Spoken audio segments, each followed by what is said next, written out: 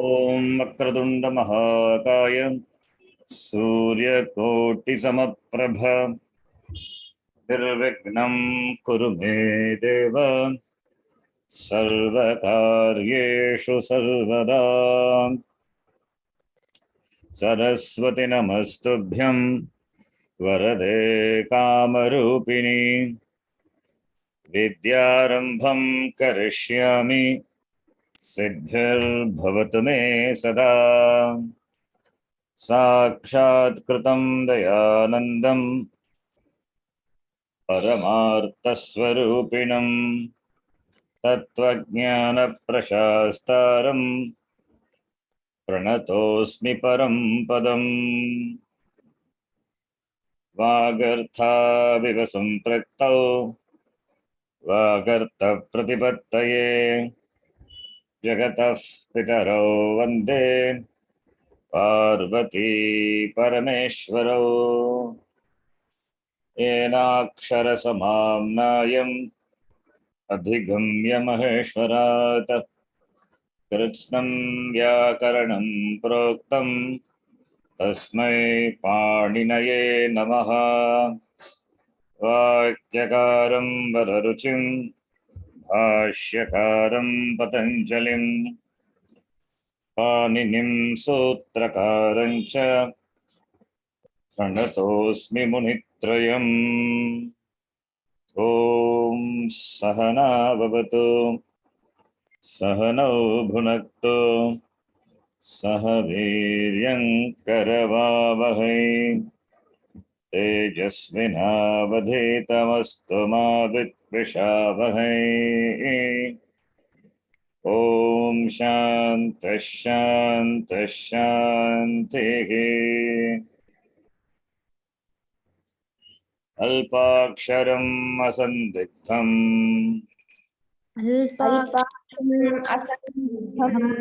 सारवत् विश्वतोमुखम् सारवद्विश्वतोमुखम् स्तोभम् अनवद्यं च अस्तोभम् अनवद्यं च तं सूत्रविदो विदुः। सूत्रं सूत्रविदो विदुः। सूत्रलक्षणानि कानि तदपि प्रश्नः भवितुं शक्यते।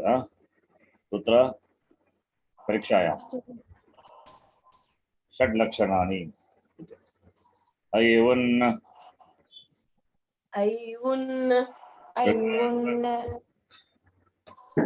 ऋलग् ए ओङ् ऐ औच्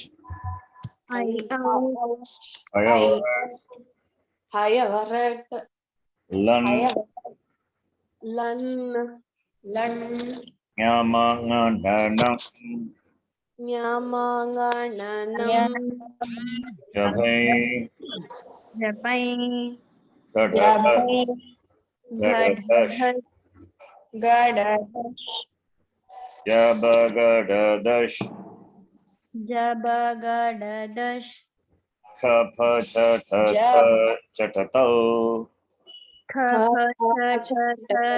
झटतौ कपै कपै शशसर् हल्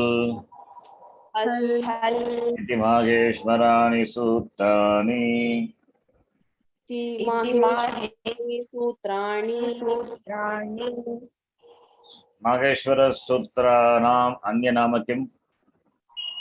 अन्यानि नामानि सन्ति।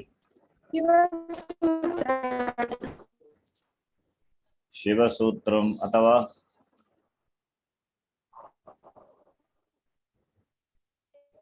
वदतु। शिवसूत्रं शिवसूत्राणि अक्षरसमाम्नायम् अथवा प्रत्याहारसूत्राणि इति नामानि सन्ति। Right? You have problem in your audio? जी from whose side जी? पिण्डाजी प्राब्लम् अस्ति अकुहविसर्जनीयानां कण्ठः अकुहविसर्जनीयानां कण्ठः विशेषाणां तालु विशेषाणां तालु ऋतुरसानां मूर्धा ऋतुरसानां मूर्धा लुतुलसानां दन्ताः लतुलसानां दन्तः दन्ताः उपपद्मानीयानाम् ओष्ठौ उपद्मानीयानाम् ओष्ठौ न्यामाङ्गनानां नासिका च न्यामाननानां नासिका च नासिका च मेधयितो गोकण्ठतालु वेदयितोः कण्ठतालु तालु गोधौतो गोकण्ठ ओष्ठम् गोदौतोः कण्ठ ओष्ठम् अकारस्य दन्त ओष्ठम् वकारस्य दन्त ओष्ठम् जिह्वामूलीयस्य जिह्वामूल्यम् जिह्वामूलीयस्य जिह्वामूल्यम् मूल्यम् नासिका अनुस्वारस्य नासिकाहारस्य रामो राजमनिः सदा विजयते रामं रमेशं भजे रामो राजमणिः सदा विजयते रामं रमेशं भजे रामेणाभिहता निशाचरचमूः रामाय तस्मै नमः रामेणाभिहता निशाचरतमोः रामाय तस्मै नमः रामान्नास्ति परायणं परतरं रामस्य दासोऽस्म्यहम् रामास्ति परायणं परतरं रामस्य दासोऽस्म्यहम् रामे चित्तलयः सदा भवतु मे ओ राम मामुद्धर रामे चित्तल चित्तलया सदा भवतु मे भो राम मामुद्धर संहितैकपदे नित्या संहितैकपदे नित्या नित्याधातुपसर्गयोः नित्याधातुपसर्गयोः नित्या समासे वाक्ये तु नित्या समासे वाक्ये तु विवक्षामपेक्षते सा विवक्षामपेक्षते गतवर्गे किं पठितम्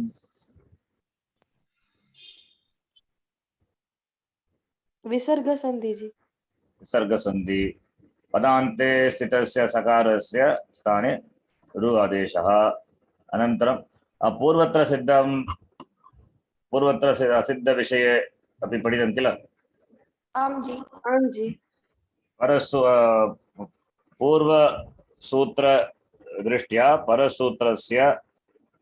परसूत्रस्य किं भवति असिद्धत्वम् अस्ति परसूत्राणां कार्याणां पूर्वसूत्रदृष्ट्या असिद्धमेव पूर्वसूत्रं द्रष्टुं न शक्यते किल आम जी तदेव पूर्वत्र असिद्धं पूर्वत्रासिद्धम् अष्टम अध्याये द्वितीयपादे प्रथमसूत्रं पूर्वत्रासिद्धम् अस्मात् सूत्र आरभ्य कति सूत्रपर्यन्तं भवति त्रिपादी 8.1 जी 8.4 एंड 8.2 8.3 8.4 त्रयाणां पादानां समाहारः त्रिपादी सपाद आम जी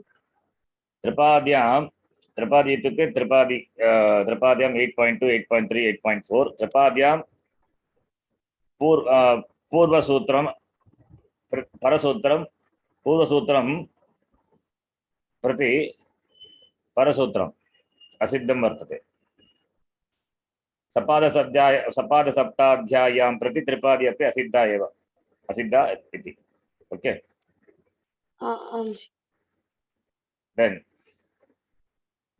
अनन्तरं किं पश्यामः दृष्टम्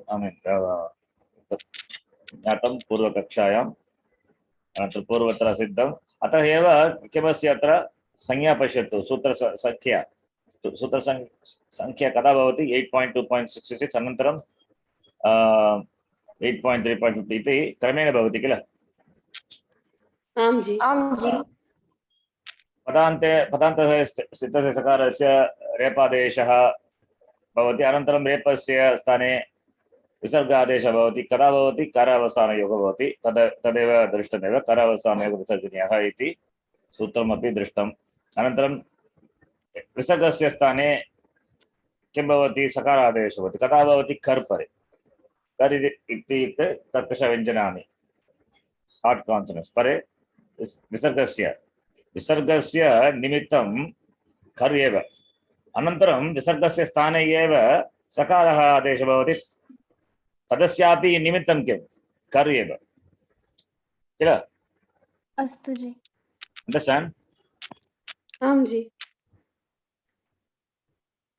रेपस्य स्थाने विसर्ग आदेशः भवति किं निमित्तं कर् एव निमित्तं भवति अनन्तरं विसर्गस्य स्थाने सकारस्यापि आदेशः भवति तदस्यापि निमित्तं कर् एव भवति कर् परे सकारः आदेशः भवति विसर्गस्य स्थाने तदनन्तरम् अस्माभिः एतदपि दृष्टं शर् परे कर् इत्युक्ते किम् कर् लेटर् फॉलोड बाय शर् वेरी गुड भवति चेत् किं भवति यदि अस्ति चेत्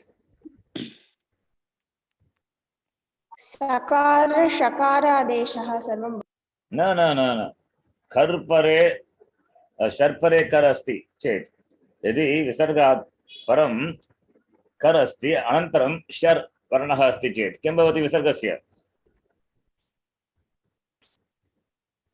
विसर्गः चिन्तयित्वा वदतु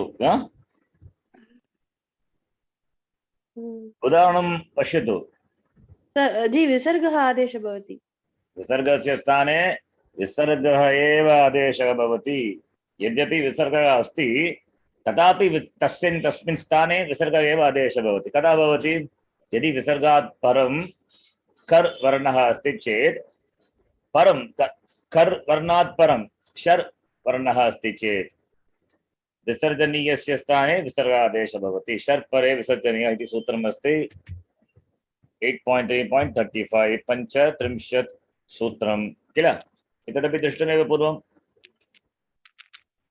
you understand this yes or no see you need to remember all these rules I have given only 2 examples is it enough to that's why I asked because we don't have time to do many examples in fact I can make you do in the class but we don't have time that's why simple for each sutra one example I am giving so taking this example you can work out examples in the book Samskrita Varthi book okay but you understand this rule आं जी all these things already in the very cryptic format we saw that word for I sent that Sarga follows this and all it's very in detail we saw in one class that class you watch it again if you doubt is that please go and see what we discussed and the file is there with you आं जी go and see then the very cryptic format it is given if you can meditate on that understand it is then it's over Sarga is done अस्तु जी see here it is you have seen that कर् परे शर् किं भवति अत्र एतत् विसर्गः विसर्गस्य स्थाने विसर्गः एव आदेशः भवति इति दृष्टं पूर्वम् अनन्तरं किं भवति शर् परे कर् अनन्तरं कर् परे शर् अस्ति तदपि पश्यामः देन् अत्र पश्यतु विसर्ग फॉलोड बाय शर् शर् इति श शर् प्रत्याहारः कर् प्रत्याहारे भवति किल आं जी शर् इति शकारः शकारः सकारः कर् प्रत्याहारे अन्तर्भवति किल अन्तर्भवति आं जी इट्स् अ सबसेट इदानीं विसर्गः विसर्गात् परं यदि कर् वर्णः अस्ति चेत् किं भवति इति पूर्वम् उक्तं विसर्गात् परः कर् वर्णः अस्ति चेत् विसर्गस्य स्थाने किं विसर्गस्य किं भवति? कः आदेशः भवति? विसर्गस्य स्थाने विसर्गः आदेशः भवति। न विसर्गात् परं कर् वर्णः अस्ति चेत् विसर्गस्य स्थाने कः आदेशः भवति? विसर्गः एव किल जी? न विसर्ग तु यदि कर् वर्णात् शर् परे एव तत् मम प्रश्नं न। इदानीं विसर्गात् परः कर् वर्णः अस्ति चेत् विसर्गस्य स्थाने किं भवति? कस्य आदेशः भवति? जिह्वामूली अथवा उभध्वनि। यदि कर् वर्णः ककारः अथवा पकारः पकारः अस्ति चेदेव भवति। न अन्यवर्णाः भवति चेत् किं भवति? अत्र दत्तमेव। आम् जी। विसर्ग आदेशः एव भवति जी। न विसर्गस्य स्थाने कर् परे सकारः आदेशः भवति किल? आम् जी। कृपया मम प्रश्नं ध्यानेन शृणोतु। अहं पृष्टवान् यत् विसर्गात् परः कर् वर्णः अस्ति चेत् विसर्गात् करि परे विसर्गस्य स्थाने कस्य वर्णस्य आदेशः भवति? तदेव मम प्रश्नः किल? आम् जी। कः आदेशः भवति? सकारः आदेशः भवति। आम् जी, सकारः आदेशः भवति। विसर्गस्य स्थाने विसर्गः आदेशः भवति। कदा भवति? शर् परे करि अस्ति चेत्। शर् परे करि परे अस्ति चेत् एव विसर्गस्य स्थाने विसर्गादेशः भवति। Understand the question properly. See, listen. Just quickly summarize again. Please listen carefully. आम् जी। The reason for visarga to come is kar. The visarga is born from repa. In the place of repa, visarga will be the adesha when followed by kar. Clearly, take it in your mind. Okay, number one. Then the same visarga will get sakara adesha when followed by kar. Number two, right? आम् जी।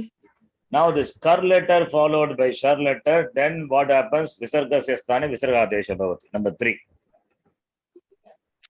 Now, if visarga followed by, now this is what, visarga followed by shar, what will happen? That is my question. That what happens? Shar being a part of kar, so visarga when followed by kar, what we said before? Visarga followed by kar, what we said before, just now? Sakarah Sakara adesha bhavati. Shar, is it not a subset of kar? आम् जी। Yes. Therefore, visarga will be replaced by सकारः। sakara. That is optional when shar follows. Understand now? Visargasya sthane sakara adesha vikalpena bhavati yadi shar varne pare. Shar iti pratyaharaha kar iti pratyahare bhavati. Kar pratyaharena samavishyante shar pratyaharaha. शकारः शकारः सकारः त्रय वर्णाः सन्ति शर् प्रत्याहारे किल? आम् जी। करि अपि तदेव अस्ति। कर् इत्युक्ते किं? शर् अपि अस्ति किल? आम् जी। यदि शर् वर्णे परे कस्मात् विसर्गात् परे विसर्गस्य स्थाने सकारः विकल्पेन भवति। अतः एव पश्यतु रामः प्लस् शेते इस् इक्वल् टु अत्र विसर्गः अस्ति किल? विसर्गस्य स्थाने सकारादेशः विकल्पेन भवति। यदि सकारादेशः न भवति चेत् रामः शेते भवति। सकारादेशः भवति चेत् रामश्शेते भवति। कथं विसर्गस्य स्थाने सकारादेशः भवति? 8334 पश्यतु। पूर्वं दृष्टमेव 8334। अत्र कुत्र अस्ति? अत्र अस्ति विसर्गस्य स्थाने कर् परे सकारादेशः भवति किल? आम् जी। इदानीम् अवगच्छति किं? शर् वर्णे परे किं भवति? विसर्गस्य सकारः आदेशः भवति। अवश्यं भवति किम्? विकल्पेन विकल्पेन भवति चेत् कति रूपाणि सन्ति? द्विरूपाणि सन्ति। द्वे रूपाणि द्वे रूपे स्तः किल। रामः शेते इति एकं रूपं, रामश्चेते इति अन्यरूपमपि अस्ति। आं जी। Understand? All of you. आं जी। So why confusion then? Why don't you answer with any hesitation or hesitation is done means I don't understand. That's why I repeatedly say Visarga followed by kar, Visarga followed by kar, Visarga followed by kar. Visarga will be replaced by sakara. That is Utsarga Sutra.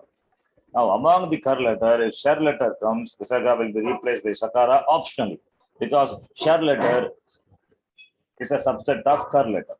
So therefore you will have two forms. Either Visarga will continue to stay or Visarga will be replaced by sakara. Understand? आं जी।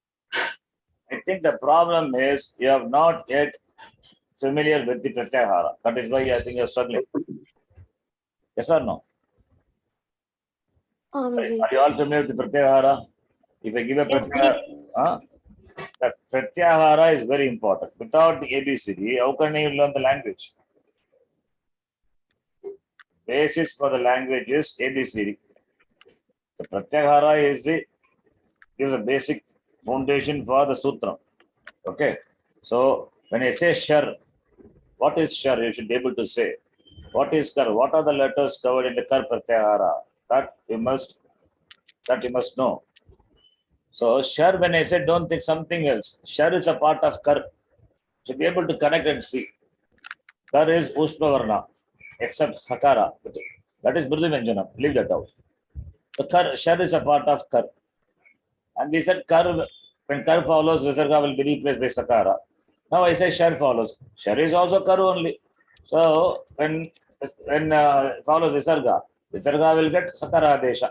But we say if shar letter is a sakara adesha is optional. Understand? Yes? आं जी। हाँ जी। Don't say harm for my sake, okay? Please tell me if you have a doubt. Understand? Yes. Any doubts, please ask. When you say understand, then I ask questions. Based on you say you understand, I ask questions. You don't have to say if you don't understand. You ask me again, I will tell you. Please ask. Any doubts? जी नो जी। नास्ति जी। No. Va shari eva sutram. Va iti इत्युक्ते किम्? विकल्पेन optionally. Va shari. Shari padasya vibhaktihi ka?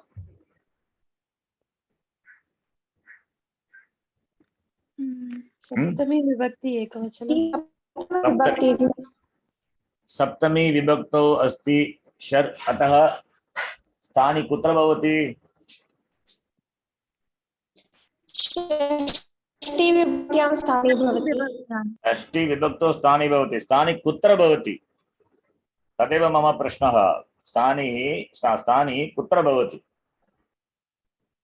अस्मिन् सूत्रे शरि अनुवृत्तिरूपेण स्थानि कुत्र भवति? सप्तमी विभक्तिः अस्ति सम्यक्। सप्तमी विभक्ति किं वदति? स्थानि कुत्र अस्ति इति वदति किल? वदति वा न वदति? कुत्र अस्ति स्थानि? अनुवृत्तिरूपेण आगच्छति सम्यक्। फैन्। कुत्र भवति स्थानि? Yes. Exactly. That is what I want. सप्तम्या यत् निर्दिष्टं तत् स्थानि भवति तत् पूर्वं भवति। अस्तु जी। पंचम्या यत् निर्दिष्टं तत् स्थानि भवति परः भवति। पंचम्याः परः भवति, सप्तम्याः पूर्वं भवति किल? That is what my question is. अत्र वा शरि अस्ति। वा शरि इति सूत्रे कस्य अनुवृत्तिः भवति? अत्र कृपया पठतु। स्थानि कः स्थानि? किं स्थानि? वाट् मे बि? किं स्थानि?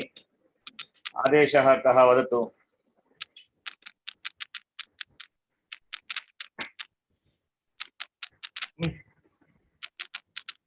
Hello, please tell.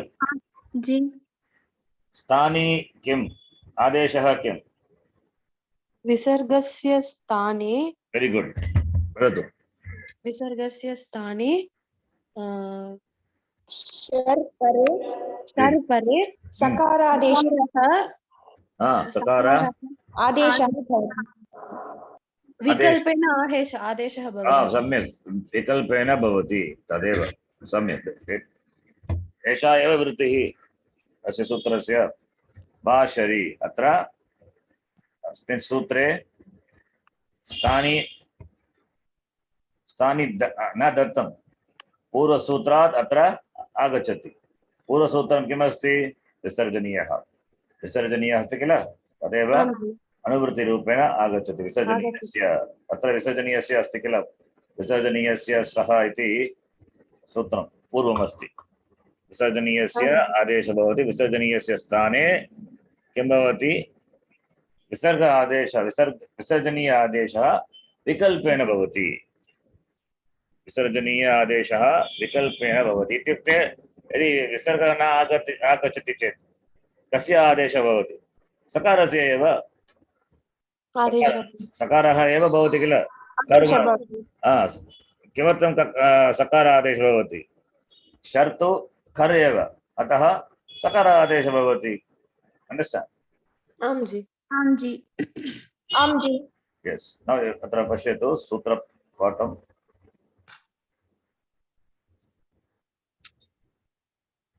8336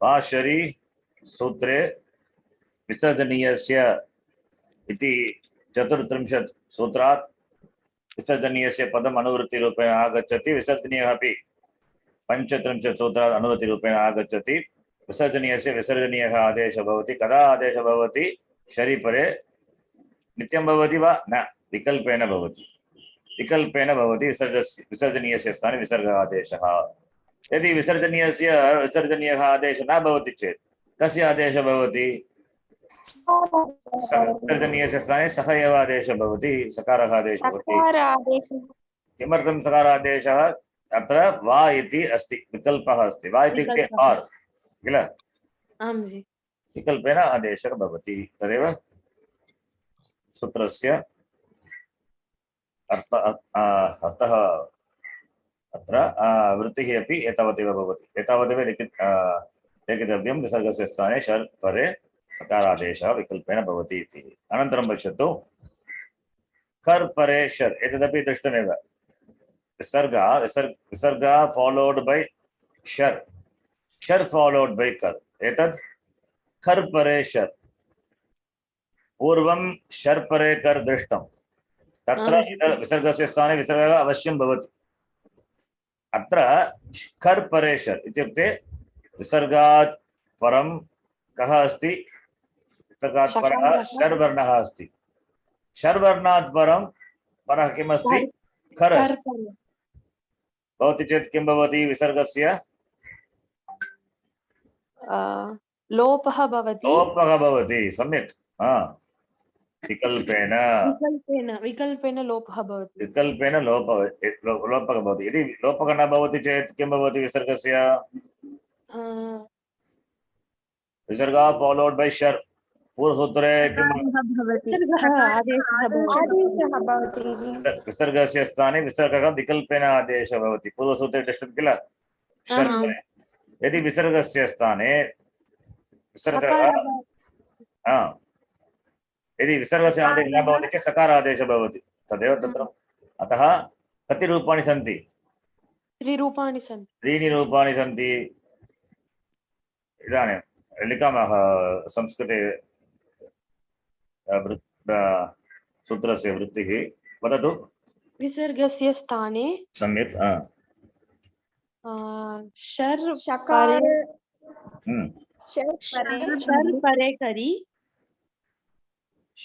परे करि कर् परे शर् विसर्गस्य स्थाने जी this is not confusing that kar and shar pare or shar pare sharva that is okay. too confusing ji listen sir परे कर. Shar pare kar. Shar pare kar means kar, that is follows shar. That's the meaning. Kar letter follows. Kar pare ka vibhakti hi kar pare. Saptami vibhakti. Saptami. So in fact it is okay. I'm just making like that. It's a bahuvrihi samasa. Kar paraha bhavati yasmat saha shar pare iti. Shar paraha. Understand? Bahuvrihi samasa.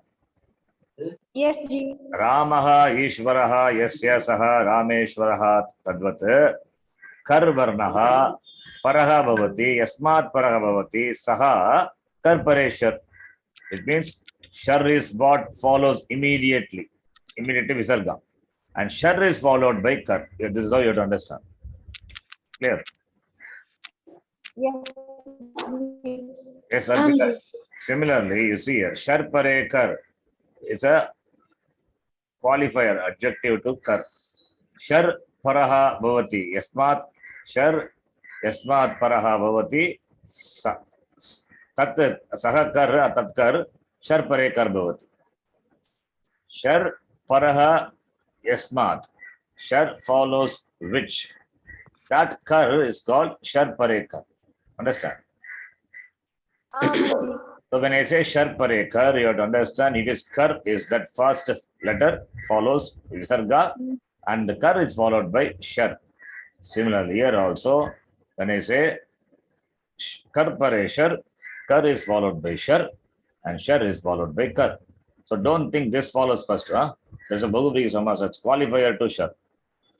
Astu, Ji. Now, idani madatu. Katham vaktavyam? So shar is followed by kar. Am I right, Ji? Huh? Yes. Shar So shar is followed by kar. Shar is followed by kar. Kar pare shar. Kar pare atra pashyatu.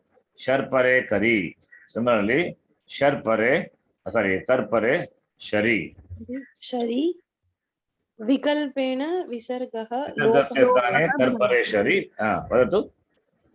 विकल्पेन विसर्गः लोपः भवति. विकल्पेन विसर्गस्य स्थाने लोपादेशः भवति. लोप अपि आदेशः एव. अस्तु जि. लोप means what? adarsanam. Adarsanam. Lopa means adarshanam. Lopa means dropping. So lopa means it's zero. Null. N-U-L-L, null. So null, zero comes and sits in the place of visarga. That's what it means. Astu ji. A vacuum, an empty, a null. In computer language software, I mean, if you know, you would have seen null. Null means void, right? Ji. तस्य आदेशः भवति, लोपः आदेशः भवति. लोपः आदेशः विकल्पेन भवति. यदि लोपः आदेशः न भवति चेत् किं भवति? सकारः आदेशः भवति. सकारादेशः भवति. सकारस्य आदेशः भवति अथवा विसर्गः आदेशः भवति. विसर्गस्य स्थाने विसर्गादेशः भवति. एते रूपे तु भाषरी इति सूत्रानुसारं भवति. अत्र विसर्गस्य लोपः एव अस्मिन् सूत्रेण भवति. I mean, एतेन सूत्रेण एव भवति. कर् परे शरि वा विसर्गः लोपः इति. पश्यतु अत्र एतत् न सूत्रम्, एतत् तु वार्तिकम्. कः वार्तिककारः? किमर्थं वार्तिकम्? वार्तिकम् इत्युक्ते कः अर्थः इति कृपया वदति वा जि? वेरी गुड. पूर्वमेव उक्तं. वार्तिकं यदि पाणिनिमहर्षिणा यत् न उक्तम् इति वार्तिक यत् न उक्तम् अनुक्तं तदेव वार्तिककारेण सूत्ररूपेण वदति. तदेव वार्तिकं. वाक्यकारं वररुचिम् इति भाष्यकारं वदति. प्रार्थनां कुर्मः किल? आं जि. कात्यायनी अथवा वररुचि, सः एव वार्तिककारः. पाणिनिमहर्षिणा यत्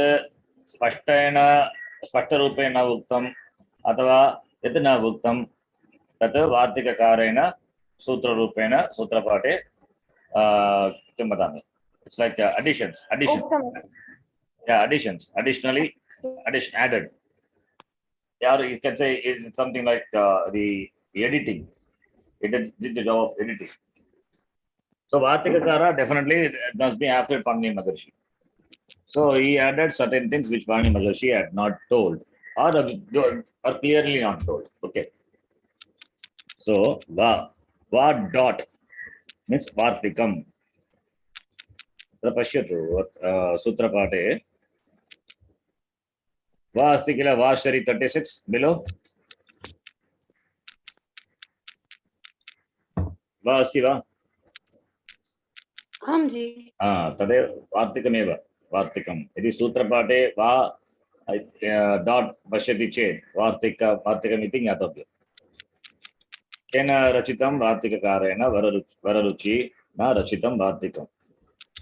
इदानीं कर्परे शर् विधिः अपि ज्ञातमेव। अनन्तरम् अत्र पश्यतु, विसर्गा फॉलोड बाय पकार पकार अथवा ककार ककार किं भवति? जिह्वामूलीय और उपध्मानीय। यदि खवर्णः भवति चेत् जिह्वामूल्यः, पवर्गः अस्ति चेत् उपध्मानीयः। केवलम् अत्र पवर्गः अपि केवलं वर्गस्य प्रथमवर्णः द्वितीयवर्णः, तद्वदेव कवर्गस्य प्रथमवर्णः द्वितीयवर्णः। किमर्थं प्रथमवर्णः द्वितीयवर्णः? किमर्थम् अन्य? Very good. That is what कर letter. We are talking about कर letter. So कर letter means you have to drop the soft consonants. Mridhu Vyanjanani.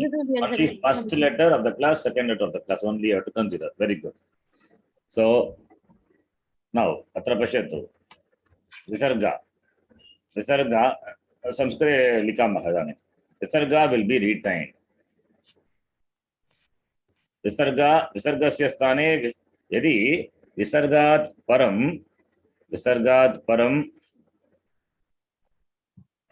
पकारः अथवा पकारः प्रथमं पश्यामः, पकारः भवति चेत् किं भवति? विसर्गस्य स्थाने उपध्मानीयम् आदेशः भवति। उपध्मानीयः इत्युक्ते अर्धविसर्गः। अर्धविसर्गस्य आदेशः विकल्पेन भवति। यदि पकारः अस्ति चेत् विसर्गस्य स्थाने विसर्ग आदेशः भवति, अथवा विसर्गस्य स्थाने अर्धविसर्ग आदेशः भवति। कति रूपाणि सन्ति अत्र? द्वे रूपे सन्ति अत्र। Visarga will be retained, that is one option, or Visarga will be replaced by Ardha Visarga. Pashyatu atra. Kupvo kafpau cha etadeva sutram. Cha atra कृपया पश्यतु 37 सप्तत्रिंशत् सूत्रं कुप्वोः। कुप्वोः इत्युक्ते किं? कः कख। कुप्वोः का विभक्ति? कुप्वोः जी षष्ठी जी। षष्ठी विभक्ति किं वचनं? द्विवचनं। प्रातिपदिकं कुप्फः जी एकवचनं जी। एकवचनं ना? वेरी गुड। ओके, षष्ठी विभक्ति एकवचनं। किं प्रातिपदिकं वदतु? कुप्वः। तर्हि द्विवचनं। अत्र कृपया ध्यानेन पश्यन्तु। विसर्गस्य स्थाने यदि विसर्गात् परः ककारः ककारः अथवा पकारः पकारः अस्ति चेत् विसर्गस्य स्थाने जिह्वामूलीयः विकल्पेन भवति। तथा विसर्गस्य स्थाने यदि पकारः अस्ति चेत् उपध्मानीयः आदेशः भवति। तदेव सूत्रस्य अर्थः। यदि चेत् कुप्वोः इति पदस्य का विभक्तिः, किं वचनं, किं प्रातिपदिकं? सूत्रज्ञानं जानन्ति एव ज्ञात्वा वदतु कुप्पोः किं वचनम् इति. Understand my question? आम जी. जी पुनः Understand? एकवारं. Okay. See, what does the sutram says? You know the meaning or not? You know it or not? You know Aam ji. what I said is when kakara. Okay, sorry, that not this one. When I'll show it from the file. Okay. When kakara or kakara. First, let us take this.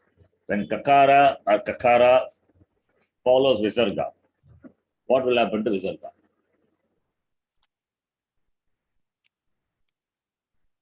अर्ध विसर्ग आदेश भवति. Always, always come like that. विकल्पेन जी अथवा विकल्पेन लोपः आदेशः विकल्पेन अर्धविसर्गस्य आदेशः भवति. यदि अर्धविसर्ग अर्धविसर्ग न भवति चेत् तर्हि जिह्वामूली. don't get confused. Okay, Jitvamuliya will come. See, Ardha Visarga, the Ardha Visarga being the form being same, the Ardha Visarga is called Upadmaniya when it is followed by Ka or Ka. The Ardha Visarga is called Upadmaniya when it is followed by Pakara or Pakara. Okay, there is no in the place of Jitvamuliya, Upadmaniya cannot come. If Ramah Patati is there, okay, Ramah Patati you can say. You cannot say Ramah Patati. Can you say? No ji. Then how do you say? Then how do you say Vikalpena Upadmaniya Adesha Bhavati or Jitvamuliya Adesha Bhavati? That is wrong. Two things are two different things. Entirely different. So when Kakara or Kakara follows Visarga, Visarga will get Jitvamuliya, that is Ardha Visarga Adesha Vikalpena. That is one thing. Vikalpena you said, optionally. If doesn't come optionally, if Ardha Visarga doesn't come, then what would come? That's my question. Because you said Vikalpena optionally. You understand?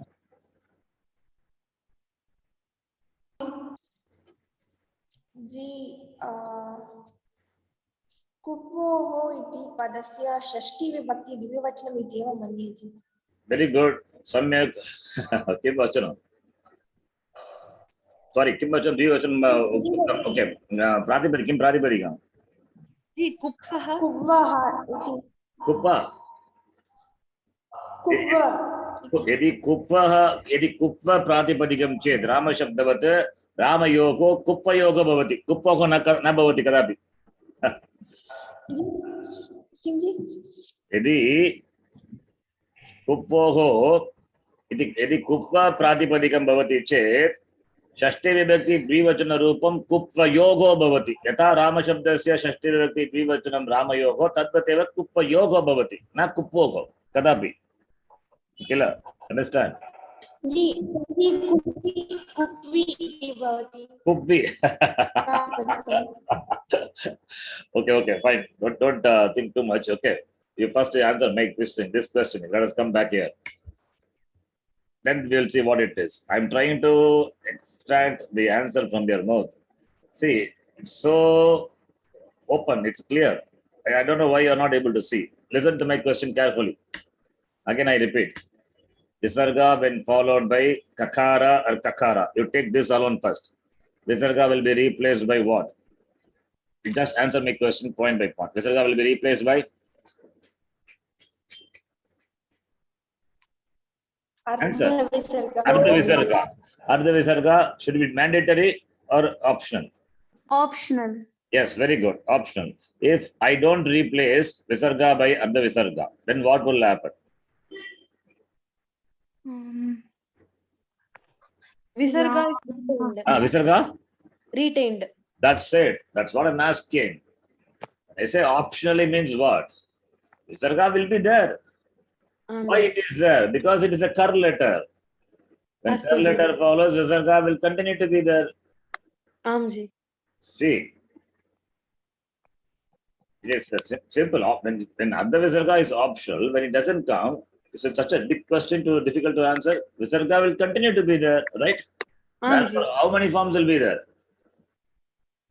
द्वे रूपे Rupe, either with visarga or without visarga. Therefore, only we say Ramaha khadati or Ramak khadati, right? Aam ji, Both are possible. Similarly, when visarga is followed by pakara or pakara, visarga will be replaced by अर्धविसर्गः ardha visarga. Mandatory? Option. विकल्पेन Vikalpena. If it doesn't, if the ardha visarga doesn't replace, then विसर्ग what? will be retained. There are also two forms, right? Aam ji, Ramaha patati or Ram Ramah patati. Now you understand? Aam ji, Now, here what is there? पकारा और फकारा, Okay. And this is, ककारा और खकारा, which varga is this? कवर्गः, What is the short note for ka varga?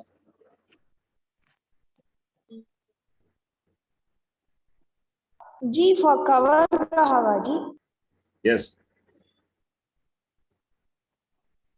I told you in the beginning, all in the beginning only, not now. What is the short way to represent the letters of the Kavarga, the first class? G, Kav. Huh? Kava. Kav. Kapa Chatata Chatata. Kapa, Chatata. No. I'm only two Chatata. letters are there. Why are you saying Pratyahara? G is Karkasha Vyanjanani. That is okay. What is a short way to represent the group of letters that Pratama Vargasya Sankshepa Rupena Vaktum Shakete Varna Kopis Asti Sanya Asti Kapi Sanya Asti Katam Vaktavyam iti Sankshepa Rupena. हल्वाजी, Huh? हल्वाजी, Not all. Remember Ku, Chu, Tu, Tu, Pu, right? I told you this before, remember? अस्तु जी, Who stands for all the letters of Varga. Kavarga? Two stands for all the... विसर्जनीयानां कण्ठः, that is the pramanam. Akuka Visarjaniyanam Kantaha, Ichu Yasharam Talu. Every class we chant. Yeah. Aam ji, What happened? Without your knowing that you're chanting? You know no the meaning, right? You know the meaning, right? Aam ji, Then now, Yes, G. what is the difficulty in saying, Arpita ji? Huh? Struggling. Sorry, G. I'm asking what is the name of the letters of the first class? Ka, kha, ga, ga, nga. What Kausalya ji? Is it difficult to remember? नास्ति जी, Yeah. Shambhavi ji. Don't be Ji, chant. I was thinking the same, Ji, but I'm asking what is the shortest note or the way Sankshepa Rupena Katam Tasya Katanam Katam Bhavati Kuchu Tu Tu Pu. Now अस्तु जी, I have given a clue. Now you tell me what is the Vibhakti, what is the Pratipadikam of Kuppo. Ji, just can I try ji? Please do it. That's what I'm asking. कप्फः प्रथमा विभक्ति एकवचनं जी, Kapvaha Pratama Vibhakti.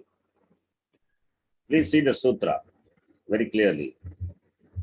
Kuppoho Kafpocha. Let me show you the sutra pata. Please see. That is, you see the Ardha Visarga before Ka Aam ji, and Ardha Visarga before Pakara. Aam ji, Actually, this is a samasa. That is Kakara cha Pakara Kapau. Ateta Ramaha Ramaha Ramu Bhavati. Iterator Dvanda Samasa. You know that? You know it, right? No, you don't know? Hello? G, we If two Ramas are there, we say Ramascha Ramo or Ramaha cha Lakshmanaha cha Rama Lakshmanau, right? Aam ji, Similarly, Ka plus Pa, Kacha Pacha, Kapau. Understand? Aam G. Ji, But here, not simple Ka. That Ka is with Ardha Visarga, difficult to pronounce. That is why I say Kacha Pacha.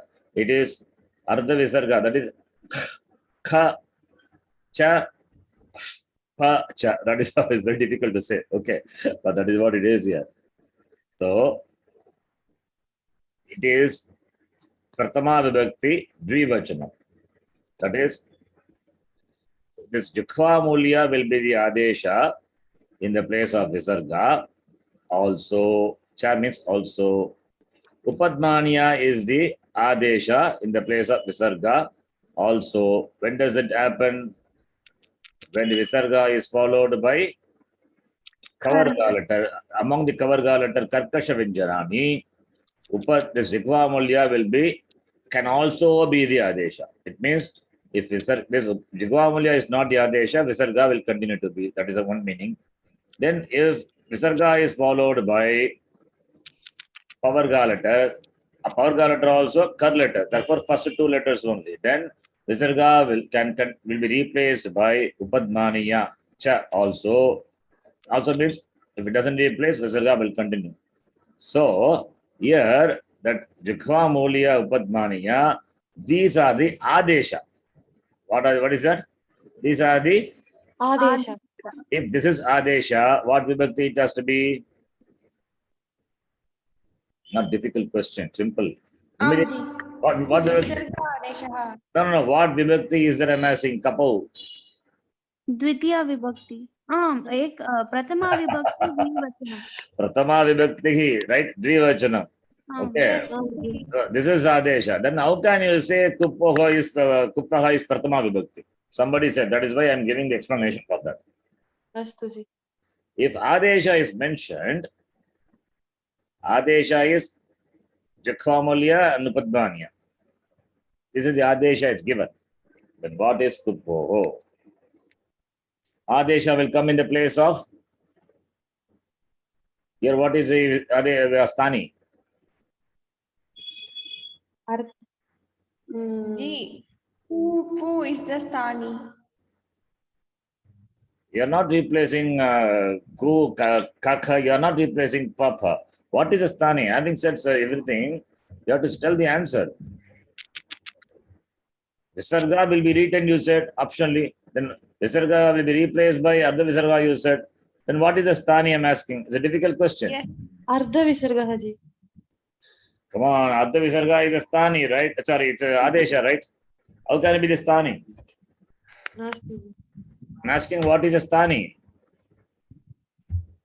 Ji, Visarga is the Stani, Ji. That is what I myself have said. It's difficult to say Visarga will be replaced by Ardha Visarga, optionally I said.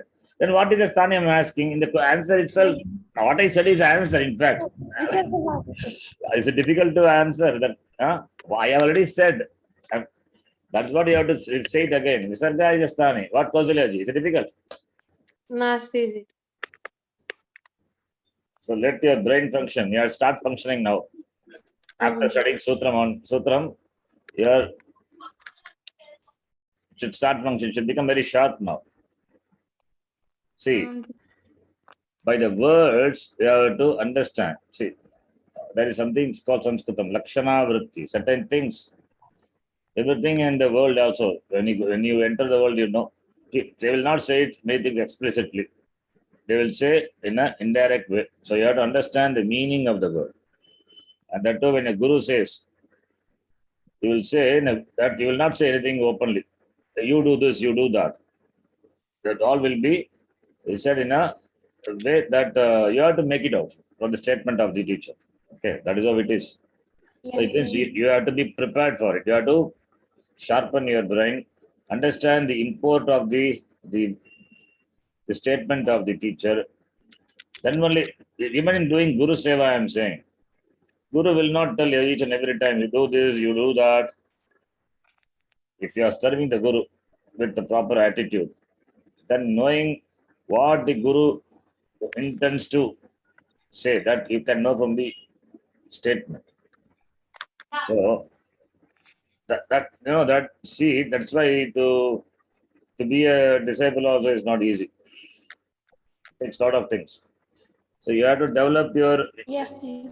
the brain to I'm just talking the context of Guru Shishya, but you need not go there. Even in the world, I'm saying, when people say what their import, what do they want to say? They will not say it directly, but you have to be sharp enough to understand from the word what they want. Whether they invite you or they don't want you, they reject you, they dismiss you. One has to be sharp. In Vyavahara, all this knowledge is important. Otherwise, Vyavahara will become a problem. In the world, you have to deal with so many people, right? Not all are simple people, easygoing people. Some people are very, very difficult to handle. So you need to have that sharp acumen. That's why the Sanskritam helps you to have it. You have become very sharp. That's why body language and all these things we talk about, right? Anyway, coming back to the point. So here, I said already, cup, here cup, how it is Adesha. Adesha will come in the place of Visarga. Already it is written also. Visarga will be replaced by Ardha Visarga. It is there. Then what is the sthana I am asking? You should be able to say Visarga. Not a difficult question, right? Yes or no? It's a difficult question. Yes, Ji. Visargasya sthane. No, Now you understand, right? Hello? it's clear now. Can you follow Kausalya ji? Can you hear me? हाँ जी. Yeah, Arpita, your voice is breaking and coming, not very clear. Okay, please understand now. Shambhavji, ready? I understand. Ji. So, what is the sthani now? What is the sthani in this sutra? Visargaha, Ji. Visarga, Adesha, अर्ध विसर्गः. Ardha Visarga. Is it mandatory? विकल्पेन. If it doesn't come, then what will come? विसर्गः आदेशः भवति. Visarga will continue to be, right? Yeah. Yes. हाँ जी. Now, having said that, in this, for this sutra also,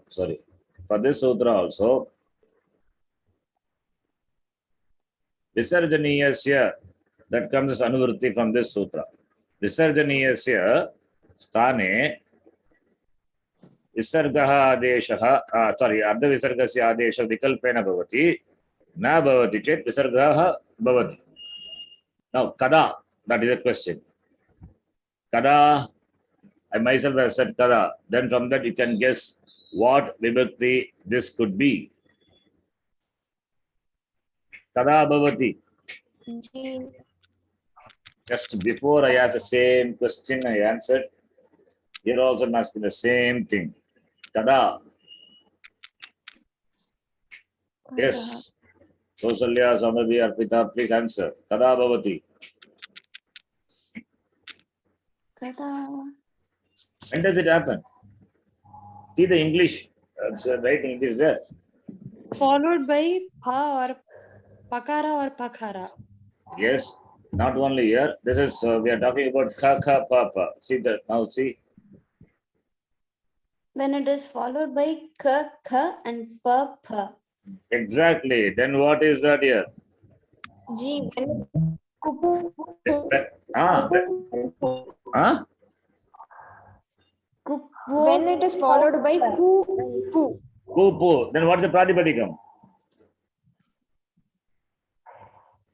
I mean, you said kupoho is here, right? What is the pradipadikam then? Kupu. Ji. Kupu. Kupo is a pradipadikam. Kupu is a pradipadikam. Mukarantaha shabda. Guru shabdavat. Guruvoho. Right?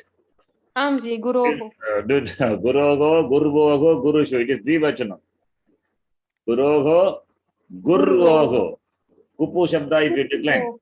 Kupu, kupu, kupavaha, kupum, kupu, kupuna, kupuna, kupubhyam, kupubihi. If you do like that, kupoho, kupvoho, kupuna. So here it is kupvoho. It is kupvoho. You said correctly only kupvoho it is. The sutram, if you see, I showed the sutram all that's kupvo. Or you can take it as dvandva samasa, samahara dvandva samasa. Either you can take it as dvivachanam, but I think here you made it as a kuppaha. If you take it as a kuppaha,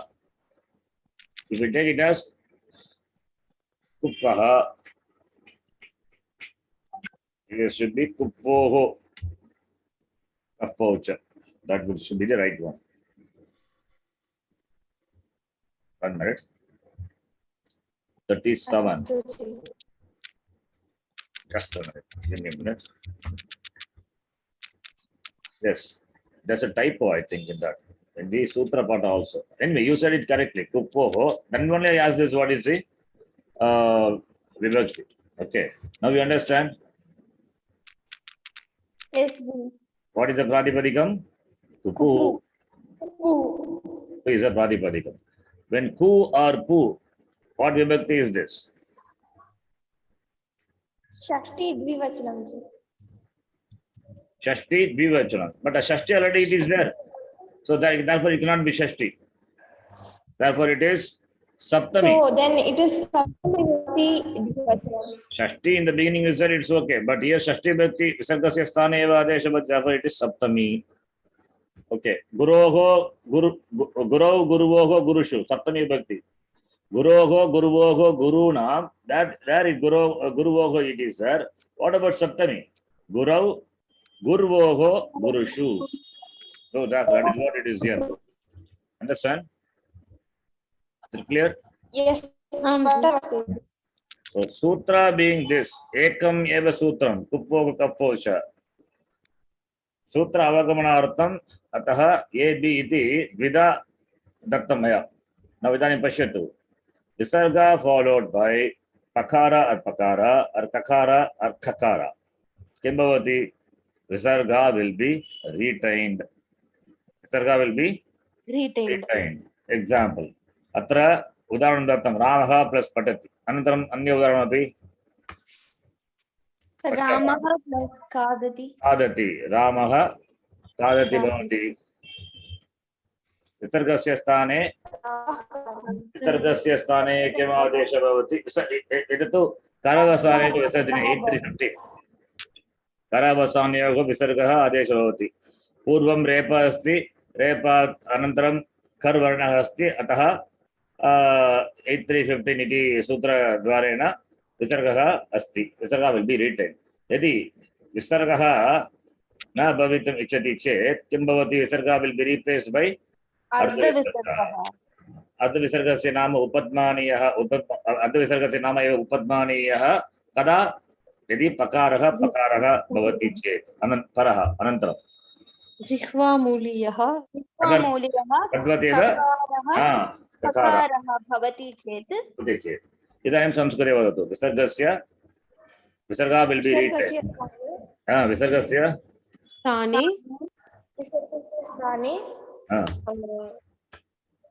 Vikalpena.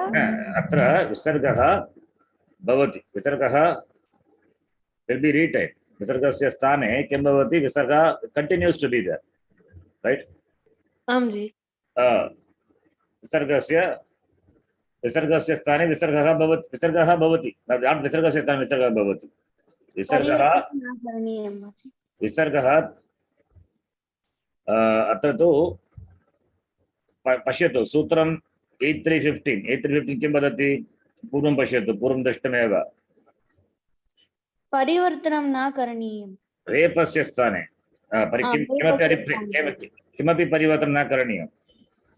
विसर्गः कथं भवति? विसर्गः कर् वर्णे परे अत्र किं भवति? रेपस्य स्थाने विसर्ग आदेशः भवति. अस्तु जी. रेपस्य स्थाने विसर्ग आदेशः भवति. विसर्गः भवति एव. अनन्तरं किमपि परिवर्तनं न करणीयम्. अत्र पश्यतु 8315 कुत्र अस्ति? 8315 विसर्गस्य स्थाने कर् परे न एतत् न रेपस्य स्थाने विसर्ग आदेशः भवति करवसानयोः. तदेव सूत्रम्. रेपस्य स्थाने रेपस्य स्थाने विसर्जनीयः आदेशः भवति कर् अवसानयोः. अत्र कर् अस्ति अतः विसर्ग आदेशः भवति. यदि अवसानं भवति चेदपि रेपस्य स्थाने विसर्ग आदेशः भवति किल? अत्र एतत्तु एकं रूपम्. अन्यरूपं किं? विसर्गा विल् बि फालोड् बै अर्ध विसर्गा. यदि पकारः भवति चेत् विसर्गा विल् बि रीप्लेस्ड् बै जिह्वा मूलेः यदि ककारः अथवा ककारः अस्ति चेत् पश्यामः संस्कृते लिखामः वदतु किं भवति विसर्गस्य स्थाने अर्धविसर्गः आदेशः भवति सम्यक् अर्धविसर्ग आदेशः भवति प पकार और भकार अर्धविसर्गः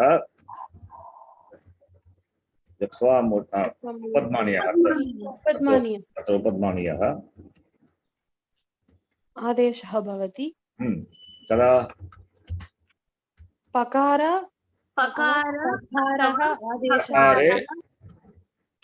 अकारे वा परे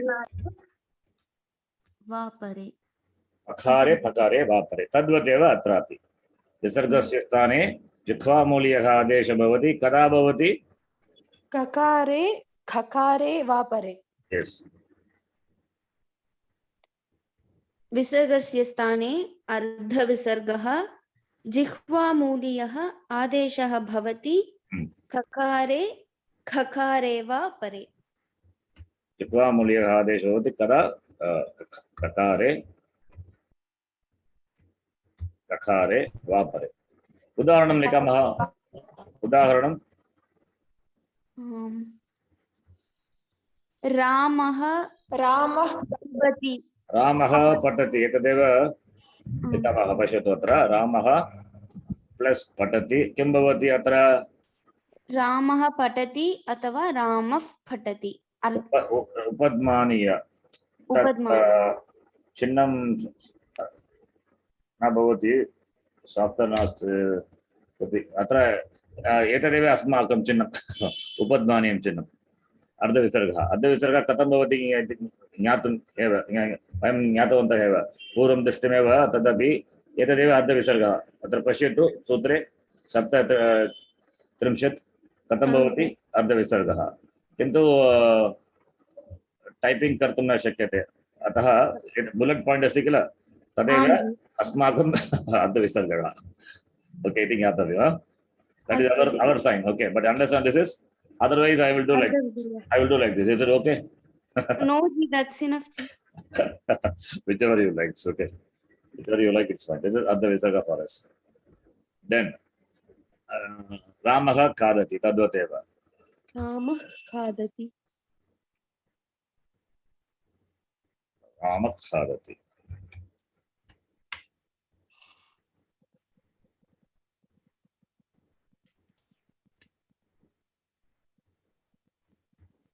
अवश्यं भवति एव चिह्नं न जानामि कथं टैप् करणीयम् इति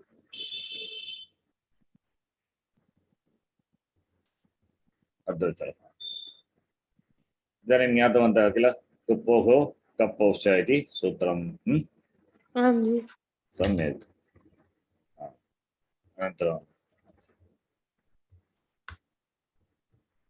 एतत् सूत्रं सम्यक् जानन्ति Visarga preceded by followed by will be replaced by ukara anantaram guna then purva sandhi samskrite vadatu atoro aplutat aplute etadeva sutram atoro raplutat samyak idanim sandhi vichedam कृत्वा वदतु पुत्रस्य अर्थः अस्ति अत्र अतः सम्यक् अतः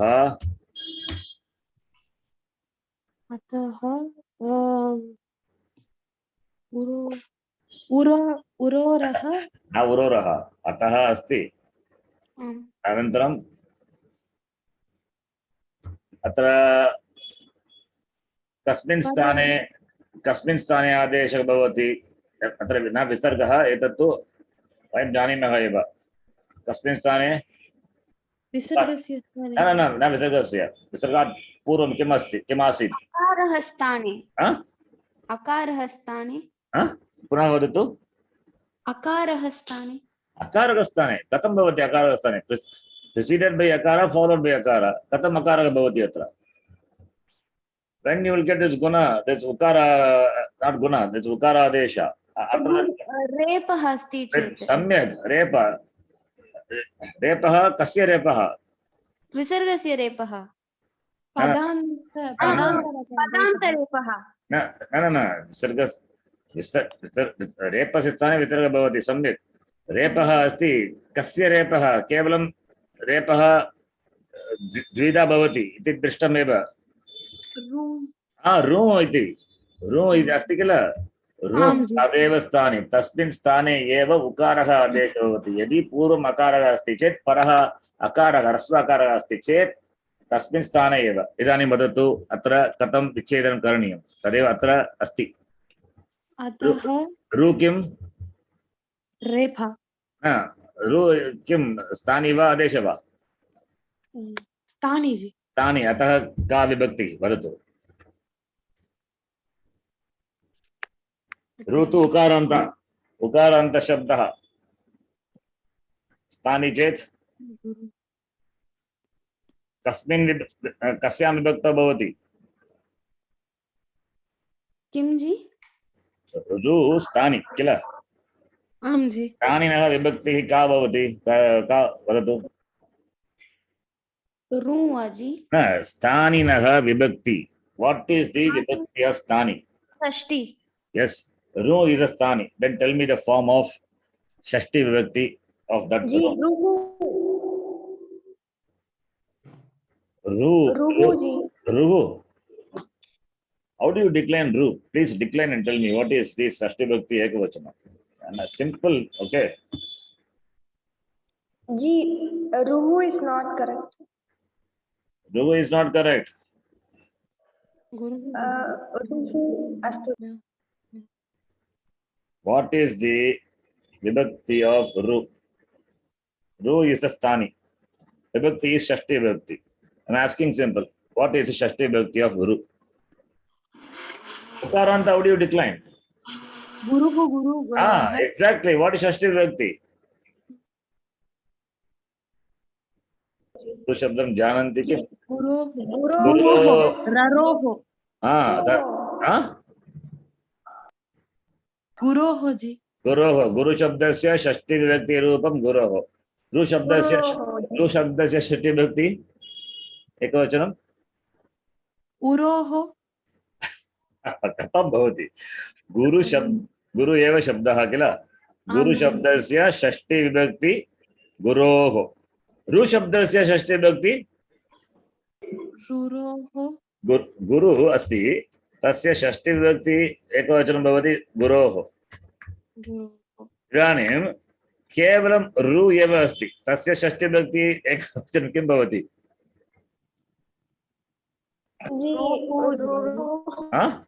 रोहो रोगो come on it's a difficult question how simple is it right what Yes, happened to that ji what happened to that chandra chandra bindu ah chandra bindu is a ith letter the content of that ro is repa but anyway that o is only ith letter it's given for the sake of pronunciation other thing is that is given we are taking shashti vibhakti of ru means repa ukara is only for ucharanartham and rogo is that shashti vibhakti of ru which means repa only okay so therefore what is here now atau roho that is what it is here you have to see roho is here that is why I wrote this room all these things we discussed they're asking what is what happened what is ukara please see this document where we discussed all these things elaborately see here room what is room room is nothing but रेफा repa ukara is ucharanartham and if I want to mention if I want to specify the repa which is born of ru then I have to say I have to use ru shabda only ru all the vibhakti roho means shashti vibhakti that is shashti vibhakti means ru shabda se shashti vibhakti rupam roho means repa repasya sthane adeshah bhavati understand आम् जी। that's what it is all about guru shabda is shashti vibhakti guroho ru shabda shashti vibhakti is roho so atah roho anantaram kim bhavati plu tat प्लुतात् aplu This is what a split up is. Aam ji Okay, so now you know the sutra. Forget about this. This we are not interested. This you can consider as though it is not there. Consider as though not there. No, that's not an important thing. Okay, don't worry about now. This is a unnecessary discussion that is now here. So not required. Leave that. अस्तु जी Leaving that, you tell me now.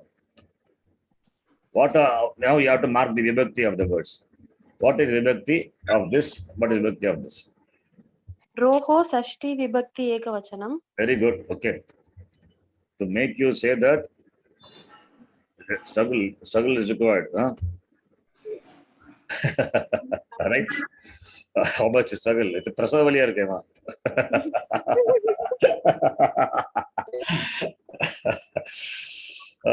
Roho is shashti vibhakti and ataha is, प्रथमा विभक्ति एकवचनम् come on, pratama vibhakti ekavachanam means that will become the adesha. Here, what is the adesha? सप्तमी विभक्ति एकवचनम् Huh? सप्तमी विभक्ति षष्ठी विभक्ति एकवचनं जी It is saptami vibhakti ekavachanam, एकवचनं not saptami.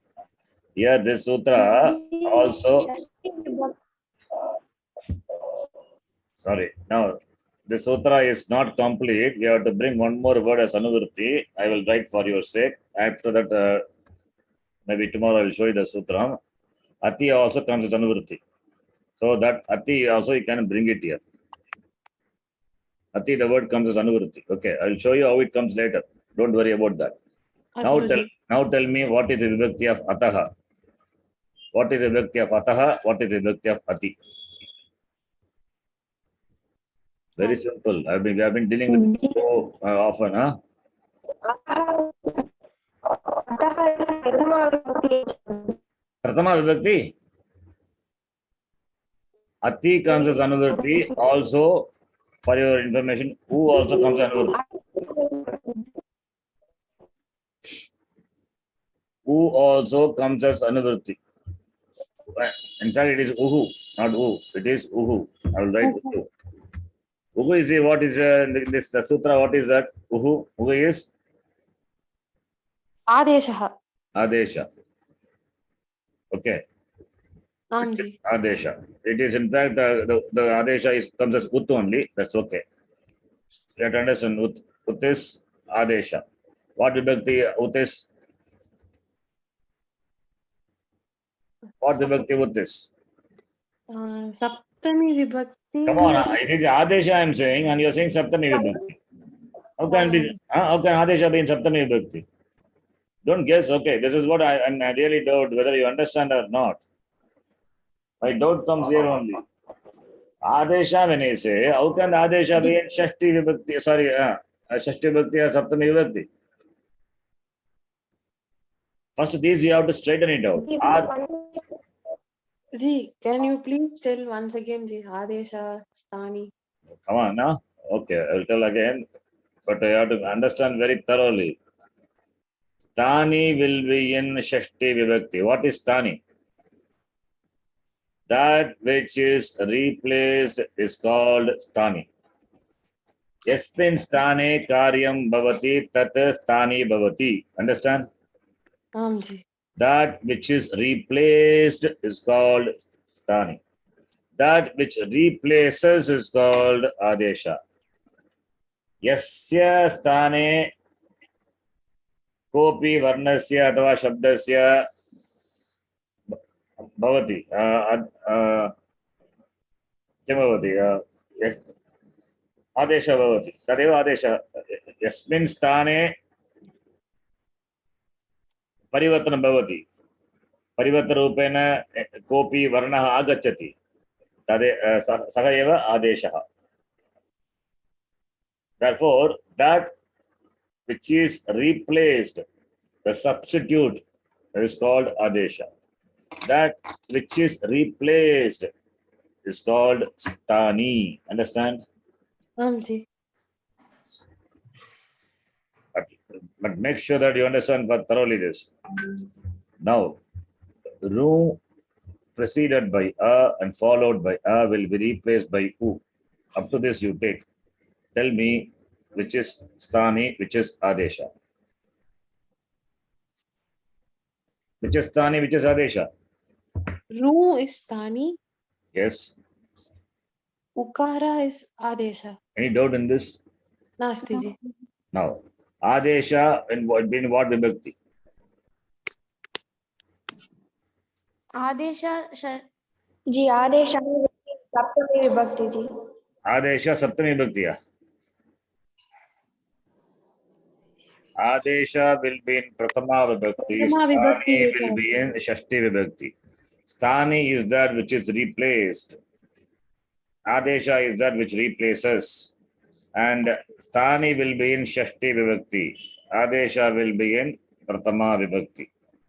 So here what is the Adesha? What is Adesha? Ukaraha.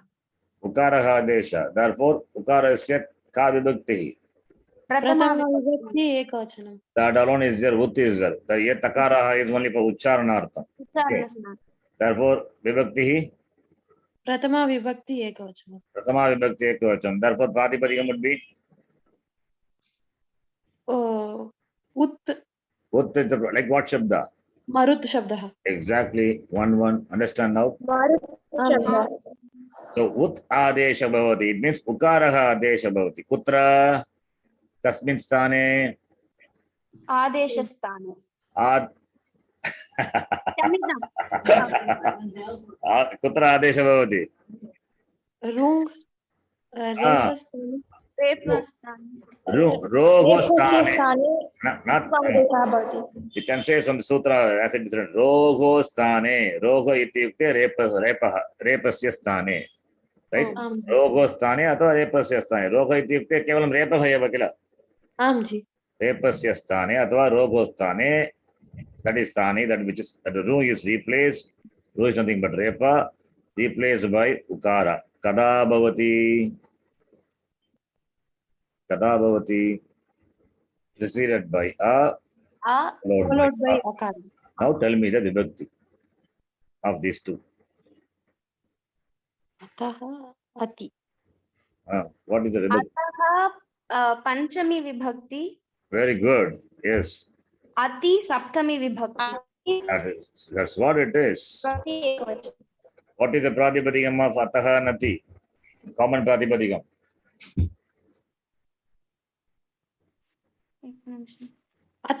At. Exactly. Please memorize Marut Shabda. Please memorize Rama Shabda. Please memorize Guru Shabda. Please memorize Hari Shabda. All the Shabdas are in basic Shabdas I'm asking. I'm not asking you to remember any difficult Ishwaku Shabda and all. Advanced Shabdas. Those are. The Shabda Mandir, it is there. I'm asking you to remember simple Shabda. If you take Halanta Prakaram, Marut Shabda is the simplest one, starts with that. That is important here to identify the vibhakti of the words. Here, At is there. At means what? What is, the Pratipadikam is At. Marut Shabdavat. Marut Shabdasya Panchami Vibhakti Marutaha. Therefore, Ataha. Saptami Vibhakti Maruti. Therefore, Ati. Right? Ati. Now, Pratipadikam is At. What do you understand At? What is here the Takara is doing here? Ucharanartham. Ucharanatham, kevalam Ucharanatham eva asti atra. Here what is there? Preceded by what letter?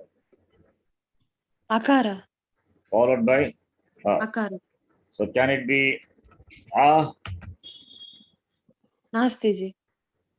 And what is the purpose of, then tell me the purpose of Takara here. I myself have given the answer, okay? I don't know. It restricts the. Exactly. Restricts the bringing of only that letter. What do you call that? Savarna Grahana Nirdeshatam Eva Takaraha Asti Taparaha Tat Kalasya. That is why Takara is there, not for Uchcharanartha.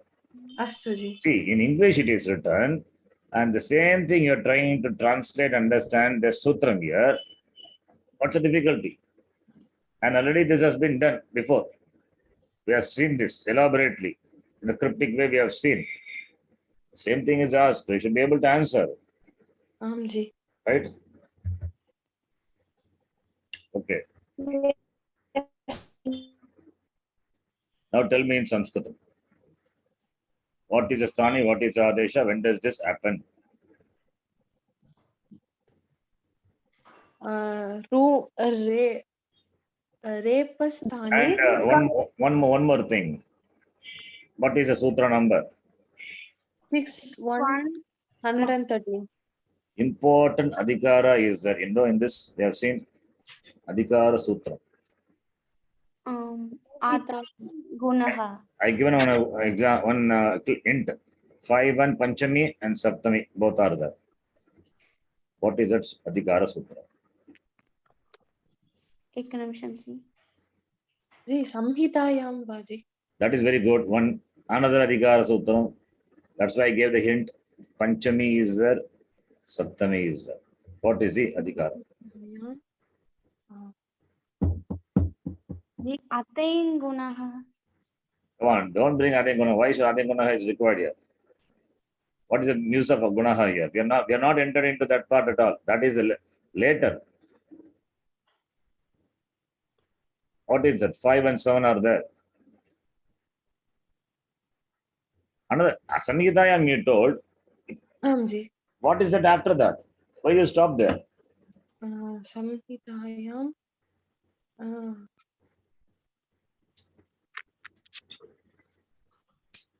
Ji, could you please repeat your question? I'm asking Just rejoin. what is the important Adhikara Sutram? 61113. We have seen many sutrams in 61 section. Samhitayam Adhikare. Baguni Sutrani Purvam Drishtani Eva. Asmin Samhitayam Adhikare Ekam Mukhya Sutram Asti.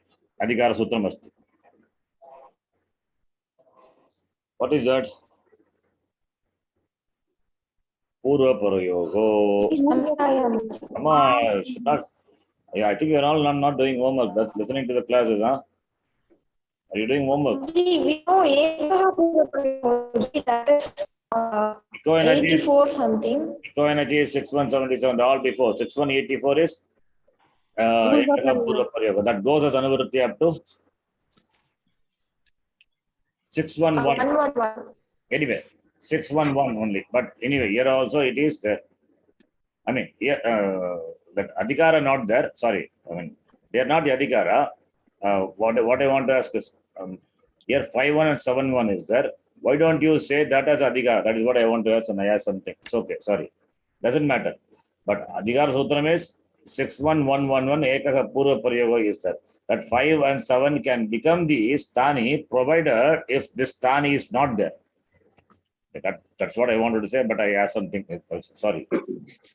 If 5 and 7, they will become the Sthani if Sthani is not specified. Okay, understand? That's what I want to ask. But by mistake, I asked something. Shamita. अस्तु जी. But you understand what I'm saying? Aam ji. Ad Gunaha and all, you will see Ad Gunaha, Vriddhirechi, there, Sthani is not specified. Sthani will not be there. Yes, Sthani is there. Therefore, even though 5-1 and 5-1 and 7-1 is there, Pura Parayoga. But what will happen? Because Sthani is not there, therefore both will become the Sthani. But here Sthani is clearly mentioned. And Sthani is specified both by Purva, both And by Purva and Para. Now you can tell me how to write in Sanskrit.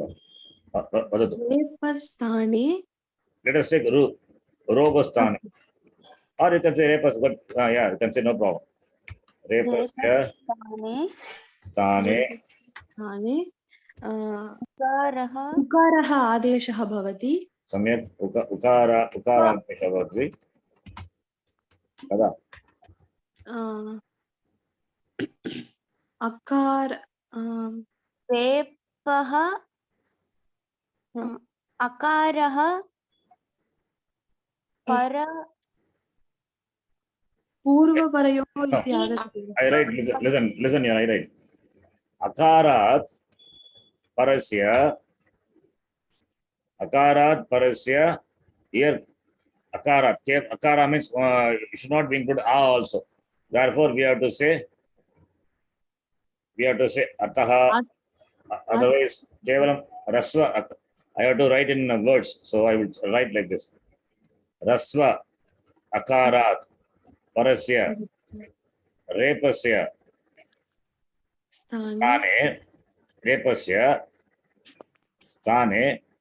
Then rasva Akara pare akare pare. pare ukara adesha bhavati. You understand? Amji.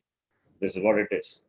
Rasva akarat parasya repasya sthane rasva akare pare ukara adesha bhavati. Anantaram kim bhavati? Ukara adesham bhutva anantaram Gunaha adesha bhavati. ukara adesham krutva Krutva gunadesha bhavati. bhavati. Gunadesha and purvarupam cha. Adesha bhavati. Purvarupam cha bhavati. Purvarupam cha. Guna sandhi tata. I like the guna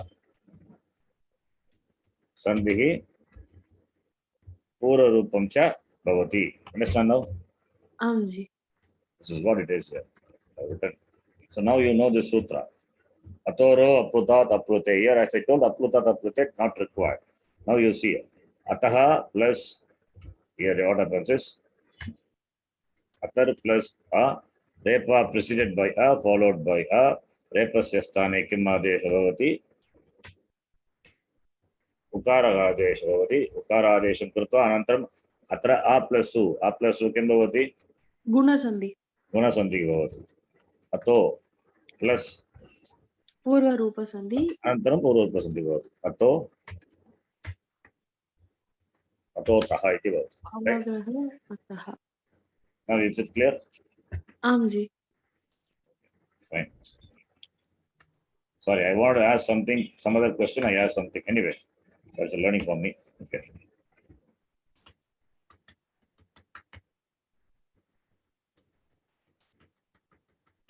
Now I will ask one question and then stop. We'll meet at night, 8 o'clock. Okay. Astu ji. Now,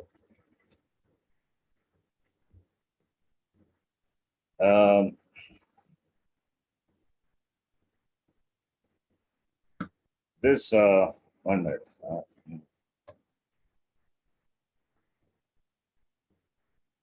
Rasvakarat parasya repasya. Now I have written repasya sthane, right? Amji. Repa means room. Repa means it is. Now tell me, we know the whole story of Repa. When does or where does this room is born? Where does it born? Where does it take birth? Or where did it took birth? Where did it take birth? Where? Supratya. So I mean, not supratya. It's not. You don't hold on to only su. Padanta sakara, right? Amji. Not supratya. Padanta sakara you have to say. Padanta sakara eva sakara padanta sakara sthane eva ru adesha bhavati. Kila. Kutra asti sutram padanta sakara sthane ru adesha.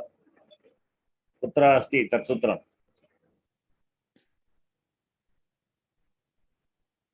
You all write the notes. Even though my notes is there, you have to write it. Otherwise, the abhyasa will not be there.